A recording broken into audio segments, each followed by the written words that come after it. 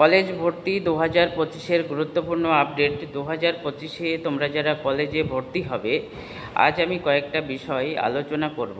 প্রথমত, ফর্ম ছাড়তে দেরি হচ্ছে কেন, কবে ছাড়বে এবং কলেজে ভর্তির জন্য তোমরা কি কি ডকুমেন্টস রেডি রাখবে, কিভাবে ভর্তি প্রক্রিয়া চলবে, বিস্তারিত আলোচনা করব। তোমরা যারা ইতিমধ্যে ক্লাস 12 পাস করেছো, তোমরা অবশ্যই ভিডিওটি দেখো এবং সকলের মধ্যে শেয়ার করে দাও। তোমাদের প্রথম প্রশ্নে যেটা উত্তর, কলেজে ফর্ম ছাড়তে দেরি হচ্ছে কেন। তোমরা জানো যে কোর্টে ওবিসি সংরক্ষণ নিয়ে কেস চলছে, যার জন্য ফর্ম আপাতত ছাড়ছিল না, কিন্তু ওবিসির যে সমস্যা বা জট সেটা কিন্তু মিটে গেছে, অর্থাৎ ওবিসি সমস্যাটা মিটেছে। তার মানে তোমাদের সামনেই জুনের প্রথম সপ্তাহে কিন্তু তোমাদের ফর্ম ছাড়ার সম্ভাবনা রয়েছে।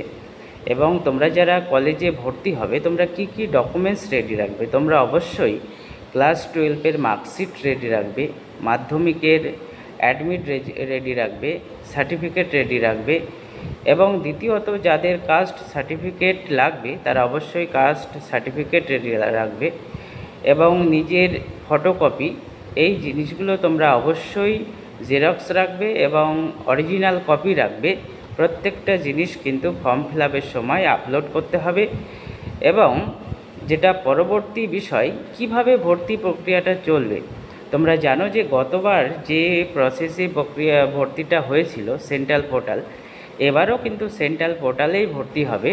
সেন্ট্রাল পোর্টাল যেটা সূত্র মারফত জানা যাচ্ছে, সেন্ট্রাল পোর্টাল কিন্তু রেডি আছে এবং সামনেই এই সপ্তাহতেও খুলতে পারে বা দ্বিতীয় সপ্তাহ অর্থাৎ জুন মাসের প্রথম সপ্তাহে কিন্তু তোমাদের সেন্ট্রাল পোর্টাল খুলে যেতে পারে। তোমরা এইসব জিনিসগুলো রেডি রাখো এবং যখন সেন্ট্রাল পোর্টাল খুলবে তোমরা অবশ্যই সময় মতো ফর্ম ফিল আপ করে দেবে।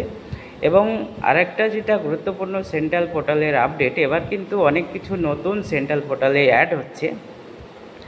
তোমার এইচএসে যে নাম্বারটা পেয়েছো, সেই নাম্বার যখন সেন্ট্রাল পোর্টালে দেবে তখন কিন্তু তোমরা বুঝতে পারবে যে তোমরা কোন কোন কলেজে চান্স পেতে পারো। এটা কিন্তু তোমরা ইন্ডিকেট পেয়ে যাবে সেন্ট্রাল পোর্টালে ফর্ম ফিল আপ করার সময়তেই। তোমরা প্রত্যেকেই যারা ক্লাস 12 পাস করেছো অবশ্যই ভিডিওটি সকলের মধ্যে শেয়ার করে দাও এবং যতটা সম্ভব শেয়ার করে দাও।